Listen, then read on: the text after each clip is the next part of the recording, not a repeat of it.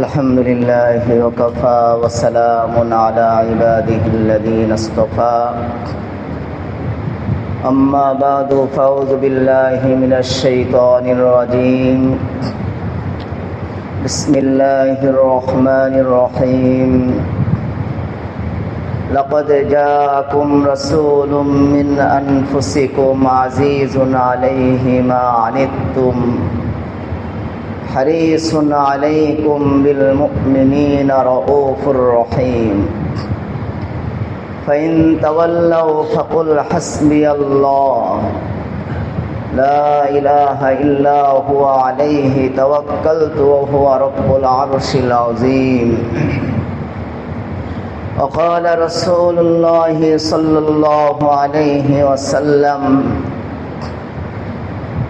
كل أمتي يدخلون الجنة إلا من أبى قيل من أبى يا رسول الله قال من أطاعني دخل الجنة ومن عصاني فقد أبى أو كما قال عليه الصلاة والسلام اللهم صل على محمد وعلى آل محمد كما صليت على إبراهيم وعلى آل إبراهيم إنك حميد مجيد اللهم بارك على محمد وعلى آل محمد كما باركت على إبراهيم وعلى آل إبراهيم إنك حميد مجيد প্রথমে আল্লাহ রাব্বুল আলামিনের শুকরিয়া আদায় করতেছি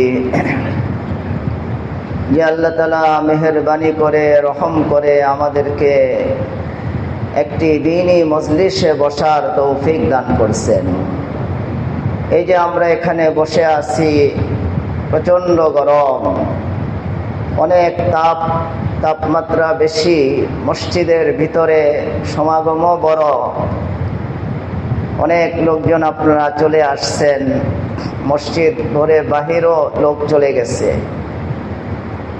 এই গরমের মধ্যে যে আমরা বসে আছি আল্লাহ এবং আল্লাহর রসুলের কথা শোনার জন্য, হাদিসের মধ্যে আসছে যেখানে এরকম দ্বীনি মজলিস হয়, দ্বীনি আলোচনা হয়, এই মজলিসগুলি আল্লাহ যেমনই হোক, ছোট হোক বড় হোক, এসির মধ্যে এসির নিচে বসে শোনা হোক অথবা আমাদের মতো এরকম গরমে গ্রামের পরিবেশে গরমের মধ্যে বসে আমরা শুনি, যে অবস্থায় শুনি, আল্লাহ রসুল সাল্লাল্লাহু আলাইহি ওয়াসাল্লাম বলেন যারা এরকম দ্বীনি মজলিসে বসে, এই লোকগুলি কত দামি হয়ে যায় যে আল্লাহ তাআলা তাদেরকে স্বয়ং নিজে আল্লাহ নিজের জবান মুবারক কুদরতি জবান দিয়ে তাদের আলোচনা করতে থাকে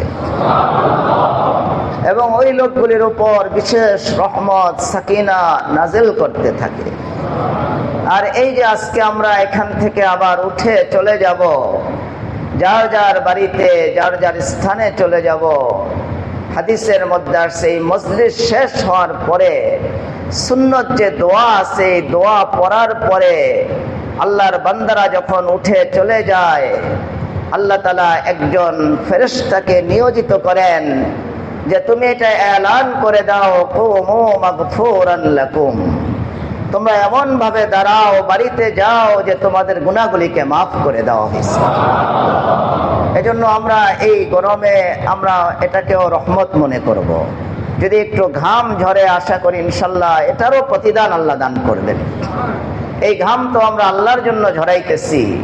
অনেকেই ঘাম ঝরায় খেলার অনুষ্ঠানে দাঁড়িয়ে, হাফ প্যান্ট পরে খেলোয়াড়রা খেলতেছে, আর এই রৌদ্রের মধ্যে তাপের মধ্যে তারা ওই ফরজ তরক করে যারা খেলতেছে তাদের দিকে তাকিয়ে আছে।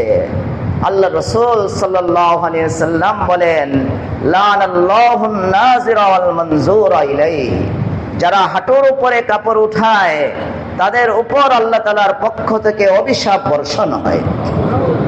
আর এই হাঁটুর উপরে যারা কাপড় উঠায় তাদেরকে যারা দেখে, যেভাবেই দেখো, তারা সরাসরি দেখুক বা পর্দায় দেখুক, ওই দেখনেওয়ালা ব্যক্তিদের উপরেও লানত অভিশাপ বর্ষণ হয়।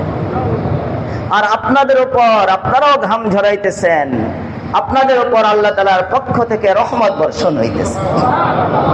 এটা রবিউল আউয়াল মাস। একটু আগেও মাওলানা সাহেব, অনেক বড় আলেম, এক সময় আমাদের কাছে পড়ছে, এখন আবার আমাদের সাথে দীর্ঘদিন যাবৎ পড়াইতেছেন।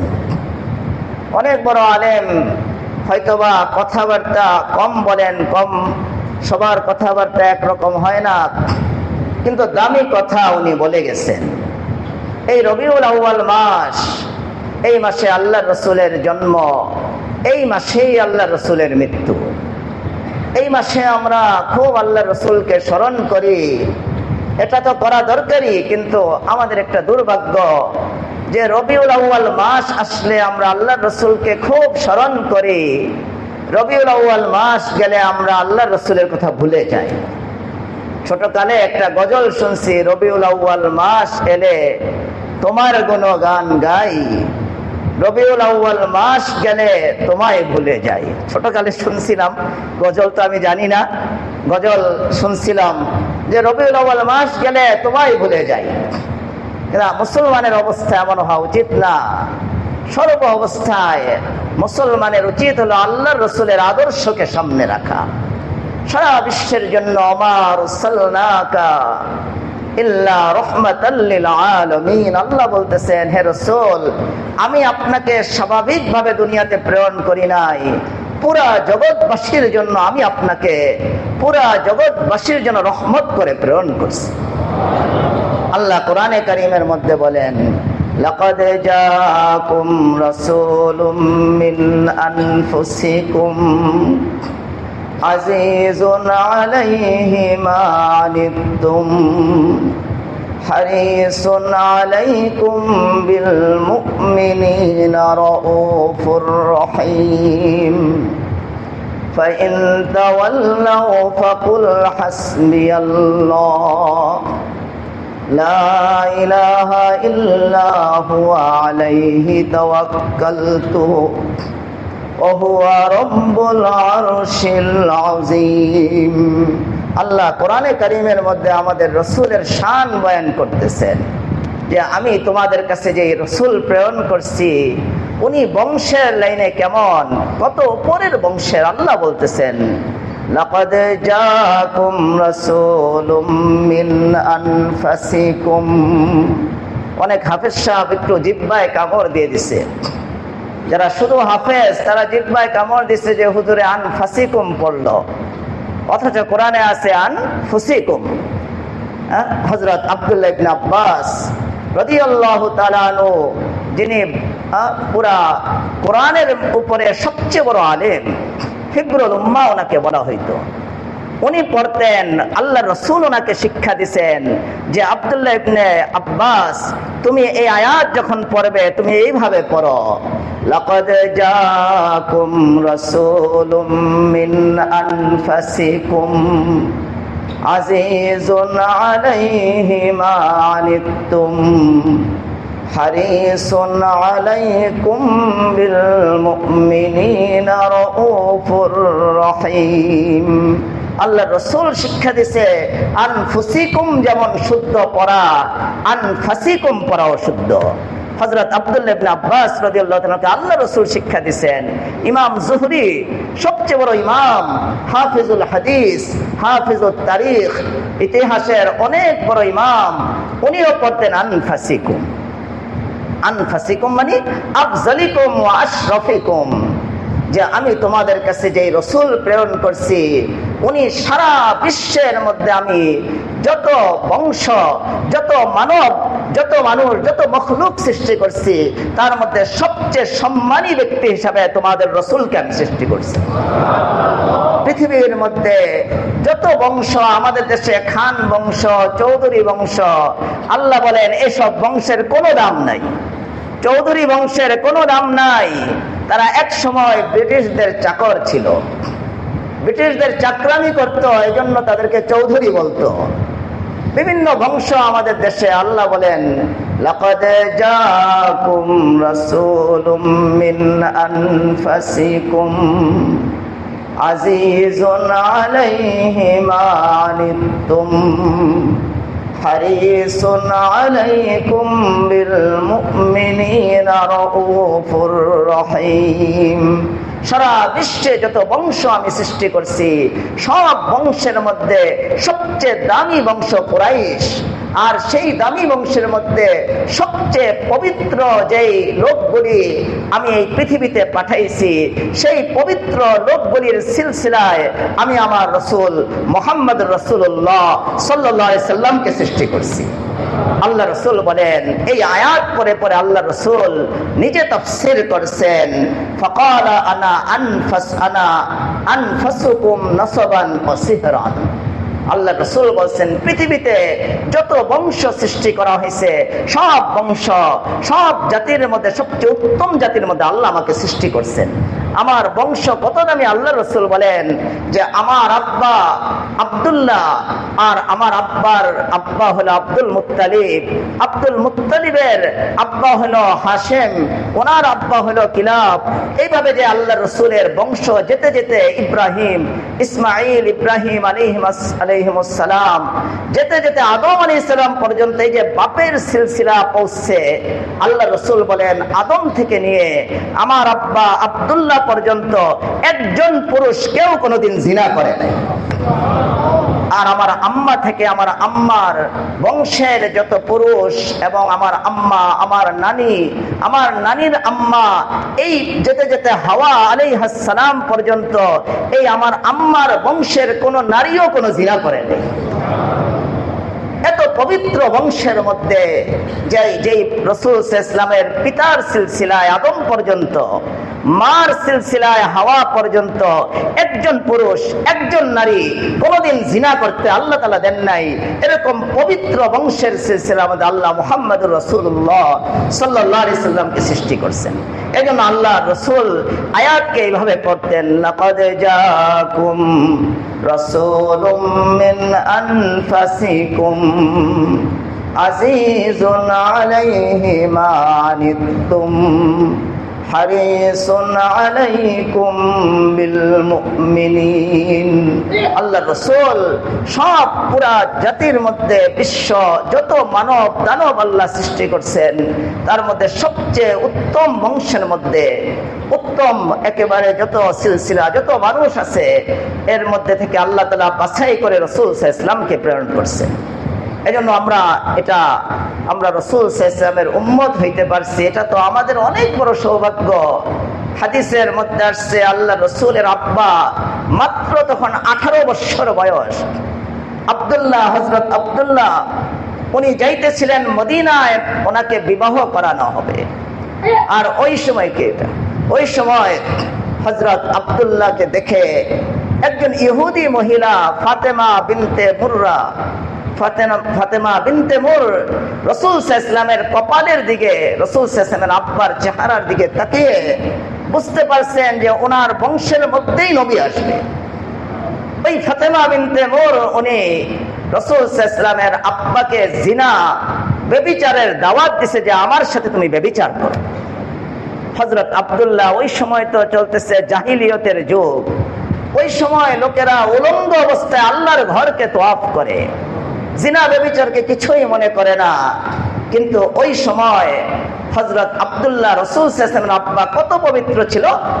ফাতেমা বিনতে মুর যখন ওনাকে জিনার দাওয়াত দিছে, তখন উনি একটা কবিতা পড়ছেন, আম্মাল হারামু ফাল মামাতু দুনাহু আল হিল্লু লা হিল্লা ফাস্তাবিনুহু ফাকাইফা বিল আমরিল্লাযী তাবগীনাহু ইয়াহমিল কারীমু ইরযাহু ওয়া দীনাহু।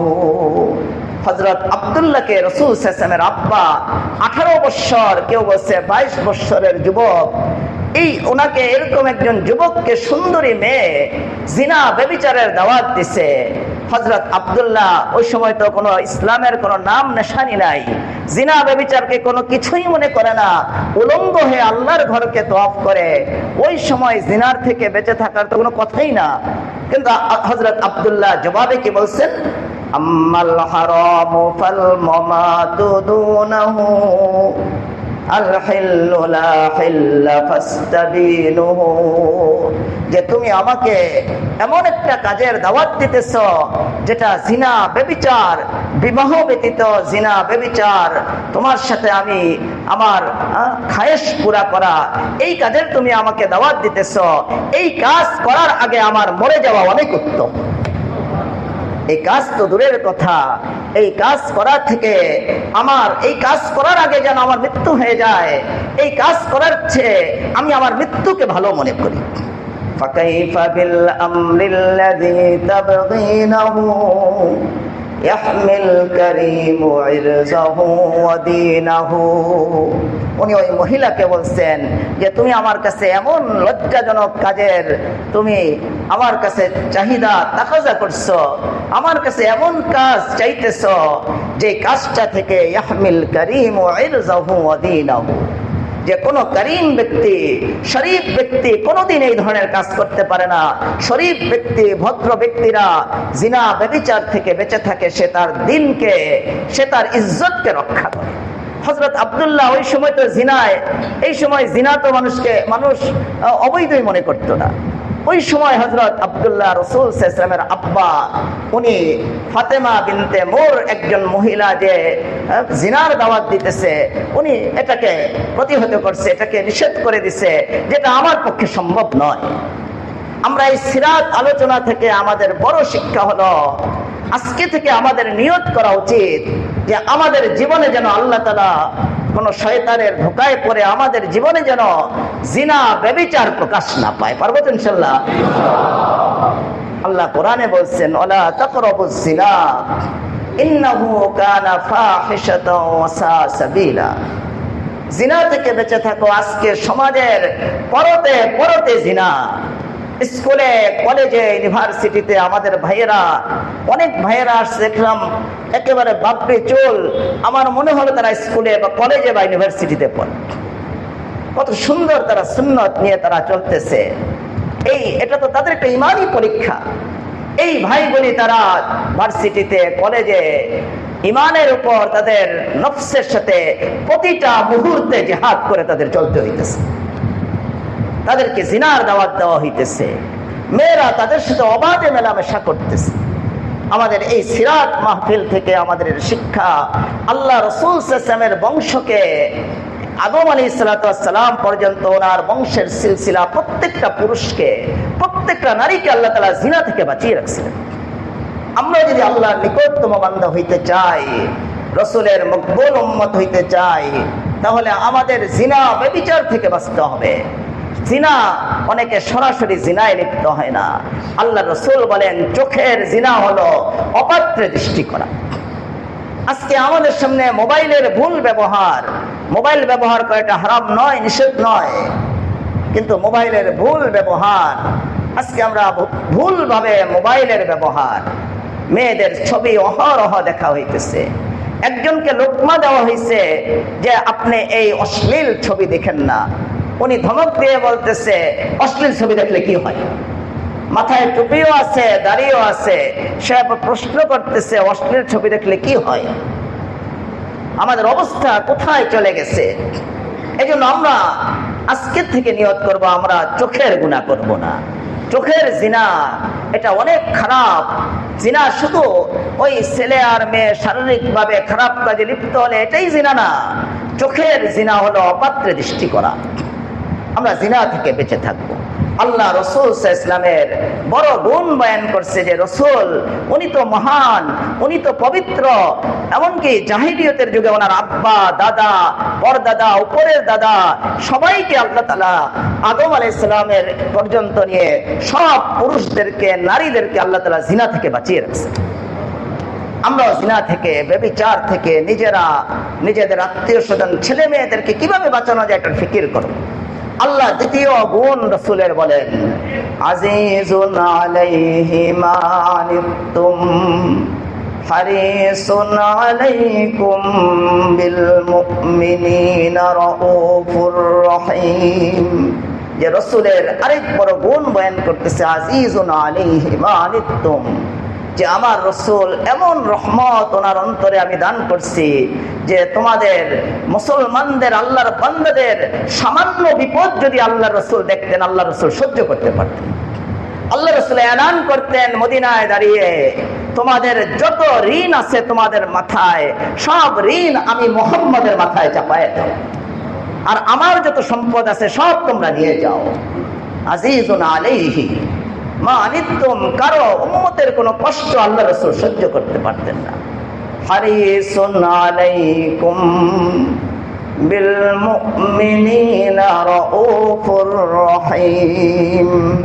আল্লাহ রসুলের গুণ বয়ান করতেছেন, উম্মতের উপর, আল্লাহর বান্দাদের উপর অতি কল্যাণকামী আমার রসুল।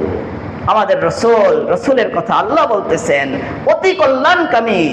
উনি প্রত্যেকটা উম্মত যে আল্লাহ রসুলকে পদে পদে কষ্ট দিছে, আল্লাহ রসুল তার জন্য সেজদা দিয়ে দোয়া করতেন যে আল্লাহ তাকেও তুমি জান্নাতি বানায় দাও। আল্লামা শিবলি নোমানী রহমতুল্লাহ আলাইহি বড় ইতিহাসবিদ, উনি লিখছেন ওনার সিরাতুন নবী গ্রন্থের মধ্যে উনি লিখছেন যে আল্লাহ রসুল নিজের সবচেয়ে বড় দুশমন আবু জাহালকে আল্লাহ রসুল সাল্লাল্লাহু আলাইহি সাল্লাম কমপক্ষে 3000 বার দাওয়াত দিয়েছেন। কমপক্ষে 3000 বার শুধু আবু জাহালকে দাওয়াত দিয়েছেন।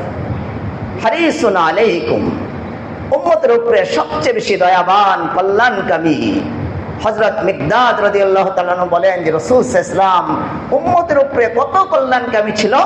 হযরত মিকদাদ বিন আমর রাদিয়াল্লাহু তাআলা বলেন যে আমি যুদ্ধের মধ্যে হাকাম বিন কাইসানকে আমি নিজে আটকিয়েছি, তাকে আমি বন্দী করছি, বন্দী করে ধরে পাকড়াও করে আমি নিয়ে আসছি মুসলমানদের ঘাঁটিতে। আর ওই সময় সাহাবায়ে কেরাম উদ্যত হয়েছে যে এই বড় কাফেরকে আমরা টুকরা টুকরা করে তাকে জাহান্নামে পাঠিয়ে দিই। তখন মিকদাদ বিন আমর রাদিয়াল্লাহু তাআলা বলেন যে একটু রাসূলের কাছে আমরা তাঁবুতে যাই, দেখা করি, এই আমাদের চিরশত্রু হাকাম বিন কাইসানকে একটু রাসূলকে দেখাই, তারপর আমরা হত্যা করে দিই। রাসূল সাল্লাল্লাহু আলাইহি ওয়াসাল্লামের কাছে যখন হাকাম বিন কাইসানকে নিয়ে গেছে, রাসূল সাল্লাল্লাহু আলাইহি ওয়াসাল্লাম টুকরা টুকরা করা তো দূরের কথা, রাসূল সাল্লাল্লাহু আলাইহি ওয়াসাল্লাম হাকাম বিন কাইসানের কখনো হাতে ধরে, কখনো আবার বুকে জাপড়ে ধরে বলে, বারবার রাসূল বলতেছেন যে হাকাম বিন কাইসান তুমি জাহান্নামী হইও না, দেখো আমার লোকেরা তোমাকে মেরে ফেলতে চাইতেছে, আমি চাই তুমি চির সুখের জায়গা, তুমি জান্নাতের উপযুক্ত হয়ে যাও। বারবার আল্লাহ রাসূল হাতে ধরে কপালে চুমা দিয়ে বুকে জড়ায়া হাকিম বিন কাইসানকে দিন দিতে চাইতেছেন, সে কবুল করতে চাইতেছেন না। ওমর রাদিয়াল্লাহু তাআলা আনহু তো উনি তো অনেক বেশি আল্লাহ ওনার মধ্যে জজবা দান করেছিলেন। উনি তরোয়ার নিয়ে দাঁড়ায় গেছেন যে ইয়া রাসূলুল্লাহ, হাকাম বিন কাইসানকে আপনি এত নম্রতা কেন দেখাইতেছেন? আপনি আমার কাছে ছেড়ে দেন, তার কল্লাটাকে আমি তার শরীর থেকে পৃথক করে তার ঠিকানা আমি জাহান্নামে তাকে পাঠিয়ে দিই। হাদিসের মধ্যে আসছে আল্লাহ রাসূল ওমর রাদিয়াল্লাহু তাআলা আনহুর কথার দিকে ভ্রুক্ষেপ না করে আবার হাকাম বিন কাইসানের হাতে কখনো কপালে কখনো বুকের মধ্যে জড়ায় ধরে তাকে ইসলাম দেওয়ার চেষ্টা করছেন। এক পর্যায়ে হাকাম বিন কাইসান রাসূলের এই আখলাকে প্রভাবগ্রস্ত হইয়া হাত বাড়াইয়া বসে, ইয়া রাসূলুল্লাহ আমাকে কালিমা পড়িয়ে দেন। রাসূল আকরাম সাল্লাল্লাহু আলাইহি ওয়াসাল্লাম কালিমা পড়ায়া হযরত ওমর রাদিয়াল্লাহু তাআলা আনহুর দিকে তাকাইছেন যে ওমর তুমি তো তাড়াহুড়া করছিলা। সাহাবীদের দিকে তাকায়া আল্লাহ রাসূল এমন ভাবে হাসছে যে সাহাবাদের বর্ণনা যে মনে হয়েছে আল্লাহ রাসূলের চেহারা থেকে মুক্তা ঝরতেছে, আনন্দে যেন মুক্তা ঝরতেছে। আল্লাহ রাসূল ওমরের দিকে তাকায় তাকায় বারবার হাসছেন, তুমি তো তাড়াহুড়া করছিলা, তোমার কাছে যদি আমি ছেড়ে দিতাম তাহলে তো সে চির জাহান্নামী হইতো। আজকে আল্লাহ তাআলা আমার একটু সবরের কারণে আল্লাহর এক বান্দাকে চির জান্নাতি বানায় দিয়েছে। ওমর রাদিয়াল্লাহু তাআলা মৃত্যুর আগ পর্যন্ত আফসোস করছে যে আমি রাসূলের সামনে এই কথাটা কেলিগা বলছিলাম যে আল্লাহ রাসূল হাকাম বিন কাইসানকে আমার হাতে দিয়ে দেন, টুকরা টুকরা করে দেই। এখন হাকাম বিন কাইসানের যে জীবন আমি দেখতেছি, স্বচ্ছ জীবন, সুন্দর জীবন, এমনকি শেষ জীবনে উনি যুদ্ধের মধ্যে, জিহাদের মধ্যে আল্লাহর দ্বীনকে জিন্দা করতে গিয়ে শহীদই মৃত্যুবরণ করছে। আল্লাহ রাসূল সাল্লাল্লাহু আলাইহি ওয়াসাল্লামের আল্লাহ নিজে আল্লাহ রাসূলের গুণ বয়ান করেন, আজিজুন আলাইহি মা আনিতুম হারিসুন আলাইকুম, যে তোমাদের উপরে অতি কল্যাণকামী, একটু একটা বান্দা জাহান্নামী হয়ে যাক, আমার রাসূল এটা চান না। এজন্য হাদিসের মধ্যে আসছে রাসূল আকরাম সাল্লাল্লাহু আলাইহি ওয়াসাল্লাম উনি বাজারের মধ্যে, মক্কায় তখন প্রথম ইসলাম, বাজারের মধ্যে ঘুরতেছেন, এই দোকান থেকে ওই দোকানে, এই দোকান থেকে ওই দোকানে, আর মানুষকে দাওয়াত দিতেছেন, কুলু লা ইলাহা ইল্লাল্লাহ, তোমরা লা ইলাহা ইল্লাল্লাহ পড়ো, তোমরা আমাকে নবী মানো, আল্লাহকে এক জানো, তোমরা কামিয়াব হয়ে যাবে। হাদিসের মধ্যে আসছে আবুল আহাব রাসূল সাল্লাল্লাহু আলাইহি ওয়াসাল্লামের চাচা, ঘনিষ্ঠ চাচা, আপন চাচা, পিছে দিয়ে হাঁটতেছিল আর বলতেছিল, সাবধান, আমার ভাতিজার কথা তোমরা গ্রহণ করো না, নাউজুবিল্লাহ, সে মিথ্যুক, নাউজুবিল্লাহ বলি, সে মিথ্যুক, সে জাদুঘর, তার কথা শুনো না। হাদিসের মধ্যে আসছে পিছন থেকে আবুল আহাব তার এই নাপাক হাত দিয়ে রাসূল সাল্লাল্লাহু আলাইহি ওয়াসাল্লামের উপর পাথর বর্ষণ করছে। আল্লাহ রসুলের শরীর রক্তাক্ত হয়েছে, আল্লাহ রসুল সেদিকে ভ্রুক্ষেপও করে নাই, উনি দাওয়াত দিয়েই গেছেন। আল্লাহ তাআলার তো সহ্য হয় নাই, আল্লাহ তাআলা কোরআনের সূরা নাযিল করে দিয়েছেন, তাব্বাত ইয়াদা আবি লাহাবি ওয়া তাব্বা মা আগনা আনহু মালুহু ওয়া মা কাসাব সায়াসলা নারান যাতা লাহাবিন ওয়া ইমরাআতুহু হাম্মালাতাল হাতাব ফি জিদিহা হাবলুম মিন মাসাদ। আল্লাহ কোরআনের এক সূরা নাযিল করে দিয়েছে, রাসূল সাল্লাল্লাহু আলাইহি ওয়াসাল্লামের গায়ের মধ্যে যে হাত দিয়ে সে আঘাত করছে, আল্লাহ বলেন তাব্বাত ইয়াদা আবি লাহাব, আমি আবু লাহাবের দোনো হাতকে ধ্বংস করে দিলাম। আমি আবু লাহাব, যে আবু লাহাব আমার রসুলের দিকে ইশারা করে আঙ্গুল উঠাইছে, আমার রসুলের উপরে হাত উঠাইছে, তার হাতকে আমি চিরতরে ধ্বংস করে দিলাম। আর আল্লাহ বলতেছেন, সায়াসলা নারান যাতা লাহাবিন ওয়া ইমরাআতুহু হাম্মালাতাল হাতাব। আল্লাহ তাদের পরিণাম বলে দিছে, আমার রসুলকে সে কষ্ট দিছে, রসুলের দিনকে কবুল করে নাই, সুন্নাহকে কবুল করে নাই, তার পরিণাম আল্লাহ বলতেছেন কিয়ামতের দিন আমি তাকে এবং তার স্ত্রী উম্মে জামিলকে আমি তাদেরকে উপদ করে, মাথা নিচা করে, পা উঁচা করে উত্তপ্ত আগুনের মধ্যে তাদেরকে ছেড়ে দেব। সায়াসলা নারান যাতা লাহাবিন ওয়া ইমরাআতুহু হাম্মালাতাল হাতাব। তার স্ত্রীকে আল্লাহ কিভাবে আগুনে নিক্ষেপ করবে? আল্লাহ বলেন, হাদিসের মধ্যে আসছে, উম্মে জামিল আবু লাহাবের স্ত্রী খুব বেশি সুন্দরী ছিল। আমরা তো সুন্দরী মেয়ের জন্য মিয়া পাগল হয়ে যাই, আবু লাহাবও সুন্দরী মেয়ের জন্য পাগল ছিল, কিন্তু দিনদার ছিল না। সে কাঁটা বহন করে, গোবর এনে, পায়খানা প্রস্রাব দুর্গন্ধযুক্ত জিনিস এনে এরকম ভাবে গলার মধ্যে রশি দিয়া কাঁটা পেঁচাইয়া কাঁটা গাছগুলি এনে আল্লাহ রসুলের রাস্তার মধ্যে সে রেখে দিত, যেন আল্লাহ রসুলের চলতে কষ্ট হয়। আল্লাহ বলেন, তুমি এই গলার মধ্যে করে রশি পেঁচাইয়া গাট্টি বানাইয়া তুমি লাকড়ি আনো, এইভাবে কাটা আনো, আমি কিয়ামতের দিন তোমাকে এরকম এক গাট্টি কাটাযুক্ত লাকড়ি তোমার গলার মধ্যে ঝুলিয়ে তারপর আমি তোমাকে জাহান্নামে নিক্ষেপ করব। সায়াসলা নারান যাতা লাহাবিন ওয়া ইমরাআতুহু হাম্মালাতাল হাতাব ফি জিদিহা হাবলুম মিন মাসাদ। আমরা এই সূরাগুলি পড়ব, আমরা তরজমাগুলি একটু দেখব, তাহলে আমাদের অনেক কিছুই আমাদের বুঝে আসবে। আল্লাহ রাসূলের দ্বীন যারা মানে নাই তারা কিভাবে তারা ব্যর্থ হয়েছে। আল্লাহ বলেন, আবু লাহাবের মাল সম্পদ, তার এরকম সুঠাম দেহের ছেলে ছিল অনেকগুলি, এগুলি তার কোনো কাজে আসে নাই, তার পিছে অনেক অনুসারী ছিল।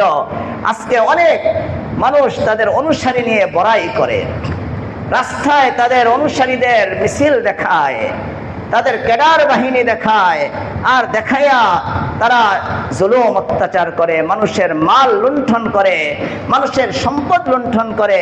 তাদের এখান থেকে শিক্ষা নেওয়া দরকার। আবু লাহাব যেমন তার ক্যাডার বাহিনী দিয়া সফল কাম হয় নাই, কিয়ামতের আগ পর্যন্ত যারা ক্যাডার বাহিনী নিয়ে চলে তারাও সফল কাম হবে না, তাদের সফলতা এটা আসবে না। সফলতা আসবে আল্লাহ রসুলের সুন্নাহ দ্বীনকে মানার দ্বারা। আল্লাহ রসুলের গুণ বয়ান করছেন, আজিজুন আলাইহি মা আনিতুম হারিসুন আলাইকুম, নিজের উম্মতের উপরে উনি অনেক বেশি কল্যাণকামী ছিলেন। উম্মতের কোনো অকল্যাণ উনি চাইতে পারতেন না। এক ইহুদির বাচ্চা সন্তান মারা যাইতেছে, আমরা হিন্দুর ঘরে তো কোনোদিন ঢুকেই না, ইহুদির ছেলে মারা যাইতেছে, আল্লাহ রসুল খবর পাইছেন যে ইহুদির ছোট বাচ্চা মারা যাইতেছে অসুস্থ। আল্লাহ রসুল ইহুদির ঘরের মধ্যে অনুমতি নিয়ে প্রবেশ করছে। প্রবেশ করে ছোট্ট বাচ্চার মাথার সামনে বসে ছোট্ট বাচ্চাটাকে বারবার তলকিন করছে, হে ছোট বাচ্চা, তুমি আমার কথাটা মেনে নাও, তুমি একবার পড়ো লা ইলাহা ইল্লাল্লাহ মুহাম্মাদুর রাসূলুল্লাহ, একবার তুমি পড়ো, তুমি জান্নাতি হয়ে যাইবা। ছোট বাচ্চা বাপের দিকে একবার তাকায়, হাদিসের মধ্যে আসছে, রাসূলের দিকে আরেকবার তাকাইছে। ওই ইহুদি সে বাপ ছোট বাচ্চাকে আদেশ করছে যে তোমার এখন শেষ সময়, মুহাম্মদ সাল্লাল্লাহু আলাইহি ওয়াসাল্লাম যেটা বলে তুমি এটা মেনে নাও, আমার কোনো সমস্যা নাই। ছোট বাচ্চা পড়ছে লা ইলাহা ইল্লাল্লাহ মুহাম্মাদুর রাসূলুল্লাহ, বাচ্চাটা পরেই মারা গেছে, ইন্তেকাল হয়ে গেছে। আল্লাহ রাসূল ওনার চেহারা চমকাইতে, খুশিতে, আনন্দে চমকানো অবস্থায় আলোকিত চেহারা নিয়ে বের হয়ে সাহাবীদের সামনে আনন্দ প্রকাশ করছে যে আজকে আল্লাহর একটা বান্দাকে আমি চির জাহান্নাম থেকে বাঁচিয়ে জান্নাতে প্রবেশ করাইতে পারছি, আলহামদুলিল্লাহ, শুকরিয়া, আল্লাহর শুকরিয়া আদায় করছে। চির সমস্ত উম্মতের উপর, শুধু মুসলমান নয়, সবার উপরে, পুরা মানব জাতির উপরে তিনি রহমাতুল লিল আলামিন, অতি কল্যাণকামী। এজন্য আমাদের উচিত হবে আল্লাহ রসুলের ভালোবাসা আমাদের অন্তরে প্রবেশ করানো। আজকে আমাদের অন্তরে প্রবেশ করছে খেলোয়াড়ের ভালোবাসা। আমরা খেলোয়াড়কে ভালোবেসে খেলোয়াড়ের চুল নকল করি। না ভুল বললাম? বলেন না, রাগ করতেছেন? আজকে দেখবেন আমাদের চুল হয়ে গেছে কোন কাফের, মুশরিক, কোন খেলোয়াড়ের নিয়মে আমাদের চুল। চেহারা যে কত বিশ্রী, কত খারাপ, ওই চেহারার অনুকরণে আমরা চুল রাখতেছি। কোন খেলোয়াড় সে কি পোশাক পরতেছে, কোন অভিনয়কারী নায়ক যার উপরে অহরহ আল্লাহর পক্ষ থেকে অভিশাপ বর্ষণ হইতেছে, তার পোশাক, তার আশাক, তার কাটিং, এগুলি আমরা নকল করতেছি। আমাদের অন্তরের মধ্যে আল্লাহ রসুলের ভালোবাসা আসতে হবে। আল্লাহ রসুল নিজে বলেন যে যতক্ষণ পর্যন্ত আমার উম্মত তার আব্বা, আম্মা, সমস্ত তার আত্মীয় স্বজন থেকে, এমনকি তার নিজের নফসের থেকে পর্যন্ত আমাকে বেশি ভালো না বাসবে, ততক্ষণ পর্যন্ত সে পরিপূর্ণ ঈমানদার হতে পারবে না। قال رسول الله صلى الله عليه وسلم لا يؤمن أحدكم حتى أكون أحب إليه من والده وولده والناس أجمعين। আল্লাহ রসুল বলেন যতক্ষণ পর্যন্ত কোনো ব্যক্তির কাছে তার পিতা, মাতা, ছেলেমেয়ের চেয়ে তার নফসের থেকে আমি রসুল বেশি প্রিয় না হইব, ততক্ষণ পর্যন্ত সে প্রকৃত ঈমানদার হতে পারবে না। এই জন্য আমাদের অন্তরের মধ্যে রসুল সাল্লাল্লাহু আলাইহি ওয়াসাল্লামের ভালোবাসা বসাইতে হবে। আল্লাহ রসুলের প্রেম, এটা আমাদের ঈমান। আল্লাহ রসুলের ভালোবাসার মধ্যে যদি দুর্বলতা থাকে তাহলে বুঝতে হবে আপনার ঈমানের মধ্যে দুর্বলতা আছে। আল্লাহ রসুলের ভালোবাসা যদি আপনার মধ্যে কম থাকে তাহলে বুঝতে হবে আপনার ঈমানের মধ্যেই কমি আছে। যার আল্লাহ রসুলের জন্য ভালোবাসা আসে না, নিশ্চিত তার ঈমানের দুর্বলতা। এই জন্য আল্লাহ রসুলের ভালোবাসা আমরা অন্তরে বসাইব, কারণ আল্লাহ রসুল তো আমাদের উপরে সবচেয়ে বড় মুহসিন। হাদিসের মধ্যে আসছে আল্লাহ রসুলের কথা সাহাবায়ে কেরাম বয়ান করেন যে কানা দায়েমাল ফিকরাতি ওয়া মুতাওয়াসিলাল আহজান।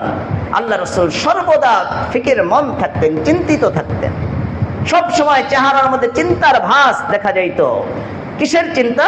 কোনো ব্যবসা বাণিজ্য, কোনো কিছুর চিন্তা না, একটাই চিন্তা, উম্মতকে কিভাবে জাহান্নামের আগুন থেকে বাঁচানো। তাহলে এই রসুলের ভালোবাসা আমাদের অন্তরতে সর্বোচ্চ বেশি হতে হবে।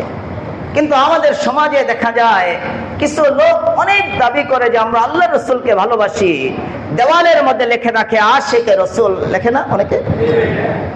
আশিকে রসুল, জীবনে কোনো সুন্নত নাই, কিচ্ছু নাই, গাঁজাখোর, গাঁজা খাইতেছে, নারী নিয়া নাচানাচি করতেছে, সুন্নত নাই, ফরজ নাই, সে তার বুকের মধ্যে লিখে রাখছে আশিকে রসুল। এটা মিথ্যা, এই দাবির মধ্যে সে সত্য না। আশেকে রসুল, রসুলের ভালোবাসার মধ্যে, এই দাবির মধ্যে আমরা সত্যবাদী ওই সময় হইব যখন আমাদের জীবনের মধ্যে সুন্নত আসবে। স্বয়ং আল্লাহ রসুল বলেন, قال رسول الله صلى الله عليه وسلم من أحيا سنتي فقد أحبني ومن أحبني كان معي في الجنة। আল্লাহ রসুল বলেন, যে ব্যক্তি আমার সুন্নতকে জিন্দা করে, তার জীবনে একেবারে ঘুম থেকে উঠা থেকে নিয়ে আবার পরের দিন রাত্রে ঘুম যাওয়া পর্যন্ত দৈনন্দিন জীবনের যত কাজ, তার টয়লেটে যাওয়া, টয়লেট থেকে বের হওয়া, মসজিদে ঢুকা বের হওয়া, তার ব্যবসা বাণিজ্য, রাষ্ট্র পরিচালনা, সব কাজে যারা আমার সুন্নতকে জিন্দা করবে, আল্লাহ রসুল বলতেছেন সে আমাকে ভালোবাসে। যে আমার সুন্নতকে জিন্দা করে না, হাজার বারো যদি বলে আমি সুন্নি সুন্নি, সে এই দাবির মধ্যে সত্যবাদী না, নিশ্চিত সে মিথ্যাবাদী। মান আহয়া সুন্নতি ফাকাদ আহাব্বানি ওয়া মান আহাব্বানি কানা মাই ফিল জান্নাহ। আল্লাহ রাসূল বলেন, যে আমার সুন্নতকে জিন্দা করে, যে প্রত্যেক কাজে আমার সুন্নতকে জিন্দা করে, সে আমাকে ভালোবাসে। সুন্নতকে জিন্দা করে না, সুন্নত বলতে কিচ্ছু নাই, সেজদা করতেছে মাজারের মধ্যে গিয়া, বাবার পায়ের মধ্যে সেজদা করতেছে, মাজারে গিয়া মানত করতেছে, পুরুষ মহিলা একসাথে নাচানাচি করে হারাম তরিকায় জিকির করতেছে, তারা দাবি করে যে আমরা সুন্নি। এই দাবিটা তাদের মিথ্যা দাবি। আল্লাহ রসুল বলতেছেন, যে রসুলের সুন্নতকে জিন্দা করবে সে হবে সুন্নি। যে রসুলের সুন্নত জিন্দা করবে না, সে হাজার বার যদি নিজের নাম লেখে সুন্নি, সে এই দাবির মধ্যে মিথ্যাবাদী। এই জন্য আমরা রসুলের সুন্নতকে জিন্দা করি। রসুলের সুন্নত জিন্দা করে আমরা আমাদের মহব্বতের বহির প্রকাশ ঘটাইব। এক সাহাবী আল্লাহ রসুলকে বলেন, ইয়া রাসূলুল্লাহ, কিয়ামত কবে সংগঠিত হবে? আল্লাহ রসুল ওই সাহাবীকে প্রশ্ন করছে, তুমি কিয়ামতের জন্য কি প্রস্তুতি নিছো? তুমি জিজ্ঞাসা করতেছো কিয়ামত কবে হবে, তুমি কিয়ামতের কি প্রস্তুতি নিছো? ওই সাহাবী বলছে, ইয়া রাসূলুল্লাহ, আমি কিয়ামতের কোনো প্রস্তুতি নেই নাই, তবে একটা কাজ করি, আমি আপনাকে অনুসরণ করি, আমি আপনাকে ভালোবাসি। ইয়া রাসূলুল্লাহ, আমি আপনার চেয়ে পৃথিবীতে কাউকে ভালোবাসি না, এই কাজটুকু আমি করি। আল্লাহ রাসূল তখন উত্তরে বলছেন, আনতা মা মান আহবাবতা, তুমি যাকে ভালোবাসো, তুমি আমি রসুলকে যে ভালোবাসতেছ, তোমার জান্নাত হবে আমি রসুলের সাথে। যারা রসুল ইসলামকে ভালোবাসবে, রসুলের সুন্নতকে জিন্দা করবে, আল্লাহ রসুল বলেন, মান আহয়া সুন্নতি ফাকাদ আহাব্বানি ওয়া মান আহাব্বানি কানা মাই ফিল জান্নাহ। সুন্নতকে জিন্দা করার মাধ্যমে যারা আমার ভালোবাসা প্রকাশ করবে, আল্লাহ রসুল বলতেছেন তাদের ঠিকানা হবে আমি রসুলের সাথে জান্নাতে। আমরা রসুলের সাথে জান্নাত চাই তো? অনেকে মনে হয় চায় না, এই জন্য দাড়ি ফেলে দিছে। অনেকে চায় না, দাড়ি ফেলে দিছে। অনেকে চায় না, এই জন্য টাকনুর নিচে কাপড় পরে, এই জন্য চায় না, এই জন্য তারা ওই ব্যাংকের থেকে সুদ খায়। ব্যাংকের থেকে সুদ খায়, সে যদি আবার বলে যে আমি রসুলের সাথে জান্নাত চাই, বলেন এটা কেমন হবে? সে সিলেটের গাড়িতে উঠা জপতেছে, আমি ঢাকা যাইতেছি, ঢাকা যাইতেছি। বলেন ঢাকা যেতে পারবে নাকি? কতগুলো পিটায় পুটায় নামায় দিবে যে তুই পাগল, তাতেই নাম, ওদিকে ঢাকার গাড়িতে গিয়ে। হ্যাঁ, তুর্কিস্তানের আপনি প্লেনে উঠা আপনি হাততালি দিতেছেন যে আমি মক্কায় চলে যাইতেছি, হজে যাইতেছি। তুর্কিস্তানের প্লেনে উঠা হজে যাওয়া যাবে? বলেন। তুর্কিস্তানের প্লেনে উঠে যদি হজে না যাওয়া যায়, আল্লাহ রসুলের তরিকা অবলম্বন না করে কামিয়াব হওয়া যায় না। কামিয়াব হইতে হবে আল্লাহ রসুলের সুন্নতকে অনুসরণ করে।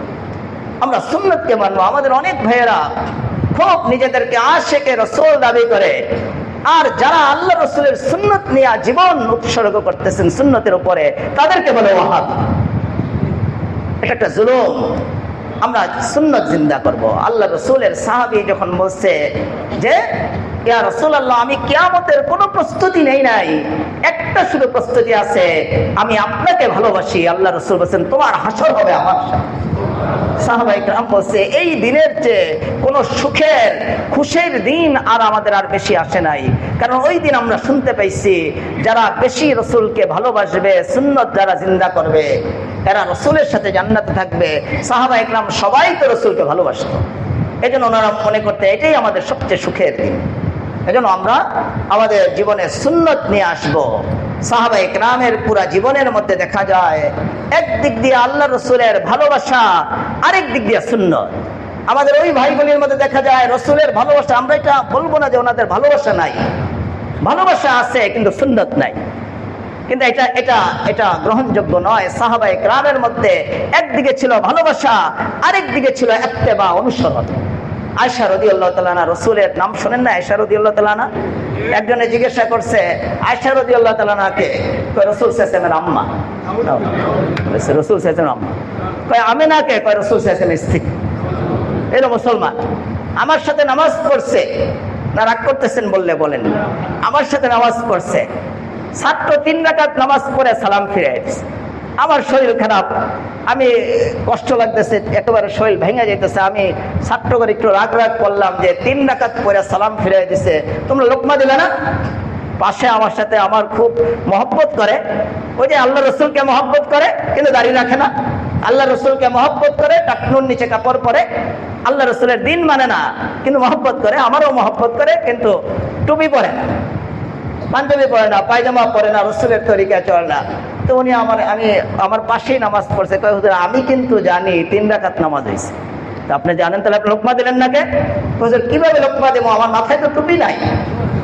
এই কি আমি চেয়ে হয়েছি কথা, টুপি নাই, টুপির সাথে লোকমার কি সম্পর্ক? যে টুপি নাই দেখে আমি কি দিই? এলো আমাদের অবস্থা, আমাদের অবস্থা যে আয়েশা রাদিয়াল্লাহু তাআলা আনহাকে রাসূল সাল্লাল্লাহু আলাইহি ওয়াসাল্লামের মা, নাউযুবিল্লাহ। আয়েশা রাদিয়াল্লাহু তাআলা আনহা রাসূল সাল্লাল্লাহু আলাইহি ওয়াসাল্লামের প্রিয়তমা স্ত্রী, কতটুকু প্রেম রাসূল সাল্লাল্লাহু আলাইহি ওয়াসাল্লামের উপর। উনি যখন রাত্র হয়ে যেত, রাসূলের আসার সময় হইতেছে, আসার পরে আকাশের দিকে তাকায়া তাকায়া নিজের লেখা কবিতা আবৃত্তি করতেন, পড়তেন। লানা শামসুন ওয়ালিল আফাক শামসুন ওয়া শামসি খায়রু মিন শামসিস সামাই ওয়া শামসুন নাসি তাতলু'ু বা'দা ফাজরিন ওয়া শামসি তাতলু'ু বা'দাল ইশাই। নিজের স্বামী রাসূল আকরাম সাল্লাল্লাহু আলাইহি ওয়াসাল্লামের পরে এমন প্রেম ভালোবাসা যে আকাশের দিকে তাকায় তাকায় বলতো লানা শামসুন ওয়ালিল আফাক শামসুন, যে হে আসমান, তোমার মধ্যে আল্লাহ একটা সূর্য রাখছে, আর আমার ঘরের মধ্যে আল্লাহ তাআলা একটা সূর্য রাখছেন। ওয়া শামসি খায়রু মিন শামসিস সামাই, আসমানকে বলতে হে আসমান শুনে রাখো, তোমার মধ্যে যে সূর্য আল্লাহ রাখছেন উপরে দেখা যায়, এই সূর্যটাও অনেক দামি, আর আমার ঘরে আল্লাহ একটা সূর্য রাখছেন। তবে জেনে রাখো আমার ঘরের সূর্য রাসূল আকরাম সাল্লাল্লাহু আলাইহি ওয়াসাল্লাম তোমার চেয়ে অনেক দামি। ওয়া শামসুন নাসি তাতলু'ু বা'দা ফাজরিন ওয়া শামসি তাতলু'ু বা'দাল ইশাই। আয়েশা রাদিয়াল্লাহু তাআলা আনহা নিজের প্রেম, রাসূলের উপরে প্রেম প্রকাশ করতেছেন কবিতার মাধ্যমে। এখন তো আমাদের কবিদের কবিতা পড়লে বমি এসে যায়, না রাগ করলেন আমার কথায়? এমন এমন বিশ্রী কবিতা, অশ্লীল কবিতা তারা লেখে, যে কবিতাগুলি পড়লে বমি এসে যায়। অনেকের শরীরও খারাপ হয়ে যায়, অনেকে এসে বলে হুজুর এমন খারাপ, আমার শরীর একটু দুর্বল, এইসব কবিতা পড়লে আমার শরীর খারাপ হয়ে যায়, কাপড় চোপড় নাপাক হয়ে যায়। এমন বিশ্রী কবিতা আমি কালকে পত্রিকায় পড়ে খুব শুকরিয়া জানাইছি যে আমাদের আফগানের যারা হুকুমত চালাইতেছে তারা নতুন করে কানুন জারি করছে যে রোমান্টিক কোনো কবিতা কোনো কবি লিখতে পারবে না। যদি রোমান্টিক কোনো কবিতা কোনো কবি লেখে, আমি এদের শুকরিয়া আদায় করছি যে এই জাতীয় বিশ্রী কবিতা, প্রেম হারাম প্রেমের কবিতা যদি কোনো কবি লেখে, তারা শাস্তির বিধান তারা জারি করছে, তার জন্য শাস্তি আমি শুকরিয়া জানাইছি। হইতে পারে কাফের মুশরিকরা তারা বলবে যে এটা অমুক তমুক বাড়াবাড়ি, কিন্তু এটাই হলো আসল মুসলমানি, এটাই হলো আসল মুসলমানি। হযরত আয়েশা রাদিয়াল্লাহু তাআলা আনহা নিজের স্বামীর উপরে প্রেম প্রকাশ করতেছে। ওয়া শামসুন নাসি তাতলু'ু বা'দা ফাজরিন ওয়া শামসি তাতলু'ু বা'দাল ইশাই। যে শুনে রাখো, মানুষের সূর্য, আকাশের সূর্য যেটা আমরা দেখি, উনি বলতেছেন এই আকাশের সূর্য উদিত হয় ফজরের নামাজের পরে, আর আমার ঘরের সূর্য রাসূল আকরাম সাল্লাল্লাহু আলাইহি সাল্লাম উদিত হয় এশার নামাজের পরে। কত প্রেম, সাথে আবার ইত্তেবা। ওনার ভাইয়ের যখন ছেলে হয়েছে, তখন ওনাদের আত্মীয় স্বজন তো অনেক বেশি, সবাই পরামর্শ দিছে যে আব্দুর রহমান বিন আবি বকর, ওনার ভাইয়ের যে ছেলে আব্দুর রহমান হলেন ওনার ভাই, ভাইয়ের ছেলে হয়েছে অনেকদিন পরে, এই ছেলের যে আকিকা, এই আকিকাটা চলো আমরা উট দিয়ে করে দিই। হযরত আয়েশা রাদিয়াল্লাহু তাআলা আনহা প্রতিবাদ করছে যে না, আমার ভাইয়ের ছেলে হয়েছে, এই ছেলের আকিকা আমরা উট দিয়ে করব না, আমরা এটা বকরি, দুম্বা দিয়ে, খাসি দিয়ে আমরা করব। কেন? রাসূল সাল্লাল্লাহু আলাইহি ওয়াসাল্লাম ছোট বাচ্চাদের যে আকিকা, এটা উট দিয়ে, এটা গরু দিয়ে, উট দিয়ে করে না, এটা বকরি, খাসি দিয়ে করছে। এটা রাসূল সাল্লাল্লাহু আলাইহি ওয়াসাল্লামের সুন্নাত থেকে আমরা বের হতে পারবো না। একদিক দিয়ে রাসূলের ভালোবাসা, আরেক দিক দিয়ে রাসূলের অনুসরণ। হযরত ওসমান রাদিয়াল্লাহু তাআলা আনহু রাসূলের মেয়ের জামাই, অনেক বড় ধনী ব্যক্তি। হযরত ওসমান রাদিয়াল্লাহু তাআলা আনহু রাসূলকে কত ভালোবাসতেন, হাজারো ঘটনা উলামায়ে কেরাম লিখছেন। যখন মদিনার মধ্যে উনি ঠিকানা, আমরা এখনো ওনার বাসাটা মদিনার মসজিদের ভিতরে ঢুকে গেছে। উলামায়ে কেরাম গেলে মসজিদের ভিতরে, এটা এই বিকাল 3টা থেকে নিয়ে, জোহরের 3টা থেকে নিয়ে আসর পর্যন্ত ঢুকতে দেয়। বিশাল লাইব্রেরি করে রাখছে মসজিদের ভিতরে। আমি প্রতিবার গিয়ে ঢুকি, আলহামদুলিল্লাহ।